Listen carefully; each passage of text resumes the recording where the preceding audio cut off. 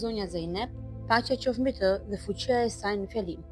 Ajo që ka mbetur nga fjalimet e Zeynepit të madh, paqja qoftë mbi të dhe që është e arritshme për ne, tregon madhështinë e lëvizjes së saj. Fjalimi i saj i paharrueshëm në tregun e Kufës nuk ishte një fjalë e zakonshme dhe as një qëndrim i zakonshëm nga një personalitet i madh. Ajo përshkroi me analizë të thellë gjendjen e shoqërisë islame të asaj kohe në fjalët më të bukura dhe përmbajtjen e thellë, edhe pse në rrethana jashtëzakonisht të vështira. Shikoni forcën e personalitetit të saj fuqishëm ishte.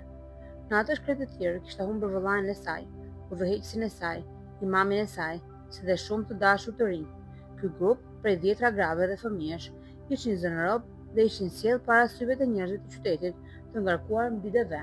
Njerëzit shikonin, disa brohorisnin, disa qanin. Në një fatkeqësi të madhe, papritma të lindi dielli i madhështisë. Ajo përdori të njëjtën gjuhë që përdorte babai i saj, Imam Aliu, paqja qoftë mbi të, nga minberi i kalafatit dhe në të njëjtën mënyrë dhe në të njëjtën elokuencë, me po ato thellësi kuptimi dhe madhështie të përmbajtjes.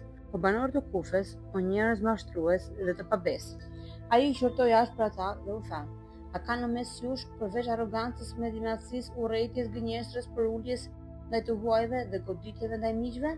Veprimet dhe fjalët tuaja nuk përputhen me zemrat tuaja. Vetja juaj ju mashtroi. Menduat se jeni besimtar, u mashtruat dhe jeni ende ndjekës të Imam Aliut, paqja qoftë mbi të, por realiteti është krejt ndryshe. Ju nuk qëndruat dot në sprovë, nuk arritët të shpëtoni. Me këtë fjalim të fuqishëm dhe me këto fjalë të thella dhe në rrethana të rënda foli Zeynepja e madhe.